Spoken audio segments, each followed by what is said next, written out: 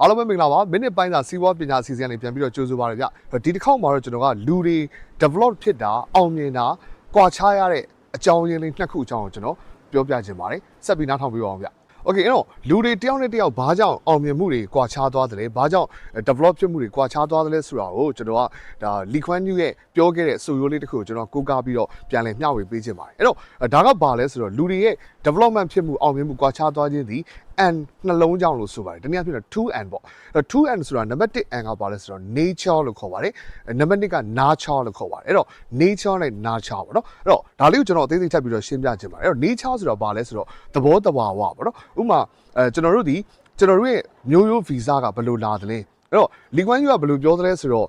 အဆင့်မြင့်ပညာအောင်မြင်ထားတဲ့ဒေါက်တာ level ဆိုပါတော့နော် doctorate level မိဘနှစ်ဦးကမွေးလိုက်တဲ့ကလေးလေးဒီသူဖြစ်ချင်တယ်ဆိုရင် doctorate ဖြစ်ချင်တယ်ဆိုရင်ဖြစ်အောင်လုပ်လို့ရနိုင်တဲ့ဉာဏ်ဉာဏ်သွေးပါလာမယ်လို့ဆိုတယ်ဒီလိုမဟုတ်ဘဲနဲ့အဆင့်မြင့်ပညာတတ်ထားတဲ့ခုနကလို doctorate မိဘကနေမွေးဖွားတဲ့ကလေးလေးဒီ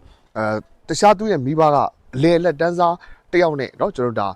မွေးဖွားလာတဲ့ကလေးဆိုရင်တော့ခုနကမိစုံဖစုံ doctorate ရဲ့ကလေးလောက်ဉာဏ်ဉာဏ်သွေးအရင်ကြီးပါလာမှာမဟုတ်ဘူးလို့ဆိုပါတယ်အဲ့တော့ဘာကြောင့်လဲဆိုတော့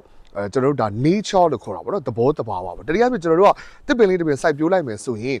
ရေကန်မြေကန်ကတော့အရင်မကောင်းဘူးဒါပေမဲ့မျိုးစိကအရင်ကောင်းတယ်သူ့ရဲ့ visa အရင်မှန်တယ်ဆိုရင်လေဒီတစ်ပင်ကကြီးထွားဖွံ့ဖြိုးလာပြီးတော့ကောင်းမွန်တဲ့အသီးအရွက်တွေအသီးအပွင့်တွေအသီးအနှံတွေကျွန်တော်တို့ရနိုင်တယ်ပေါ့နော်ဒါကတစ်ချက်ပေါ့အဲ့တော့ကျွန်တော်ဒီနံပါတ်1ချက်ကဘာကောင်းမှုလို့လဲဆိုတော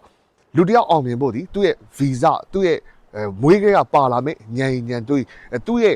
့ဘလောက်စူးစမ်းအားထုတ်မှုရှိတယ်လေအစရှိတဲ့သူ့ရဲ့ nature ဆိုတဲ့သဘောတဘာဝ visa ပုံမှာပထမဦးဆုံးမှီခိုနေတယ်လို့ဆိုပါတယ်အဲ့တော့ဒါဒီနံပါတ်1တစ်ချက်ပေါ့ okay အဲ့တော့နောက်ထပ်လူတွေရဲ့ဖွံ့ဖြိုးတိုးတက်မှုအောင်မြင်မှုကိုကွာခြားသွားစေတဲ့နောက်တစ်ချက်ကနောက်ထပ် and တစ်လုံးပေါ့နော်ဒုတိယအရေးကြီးတဲ့ and က nurture ဖြစ်ပါတယ် nurture ဆိုတာဒါကျွန်တော်တို့ကပြုစုပျိုးထောင်ခံရခြင်းလို့ပြောလို့ရတာပေါ့နော်အဲ့တော့visa nature ချင်းကဘလောက်ပဲတူညီနေကျွန်တော်တို့ရောက်သွားတဲ့ပတ်ဝန်းကျင်အတိုင်းဝိုင်းကျွန်တော်တို့ကိုပဲ့ပြင်ထိမ့်သိမ်းမှုကျွန်တော်တို့ကိုပြုစုပြောထောင်မှုကွာခြားသွားရင်လည်းလူတစ်ယောက်ရဲ့အောင်မြင်မှုကအရန်ကွာခြားသွားတယ်လို့ဆိုတယ်ကျွန်တော်တို့ငယ်ငယ်တုန်းကကျောင်းသင်ခန်းစာမှာကျွန်တော်တို့ကြီးညီနောင်ပုံပြင်ကိုကျွန်တော်သင်ခဲ့ရဘူးလိမ့်မယ်အဲ့တော့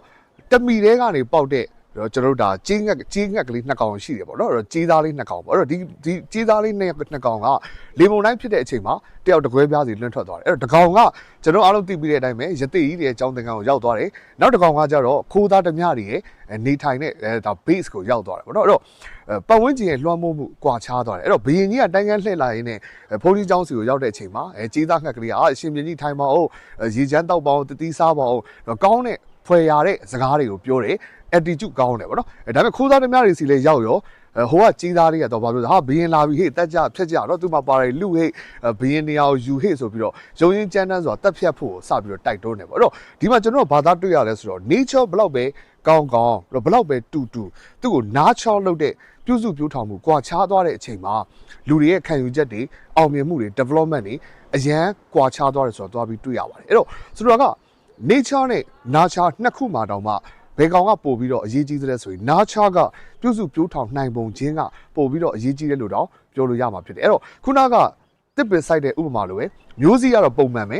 တစ်စေလေးကပုံမှန်ပဲဒါပေမဲ့ရေကန်မြေကန်ကတအားတဘာဝအာဟာရပြည့်ဝနေတဲ့အချိန်မှာဒီအပင်ကိုစိုက်လိုက်ရင်အရန်ကြီးထွားပြီးတော့အရန်ကောင်းတဲ့အပင်ဖြစ်ကိုလည်းပြောင်းလဲသွားနိုင်ပါသေးတယ်အဲ့တော့ကျွန်တော်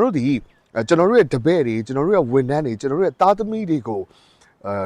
အောင်မြင်ကြီးထွားလာအောင်စုံမတဲ့နေရာမှာအဓိကဒီ nurture ကောင်းကောင်းလုပ်နိုင်ဖို့ဖြစ်တယ်လို့ nature ကောင်းပြီးသား visa ကောင်းပြီးသားကလေးတွေကိုကောင်းကောင်းပြုစုပြောထောင်နိုင်မှသာထိတ်တန်းအောင်မြင်တဲ့ကျွန်တော်တို့ရဲ့ဒါလူ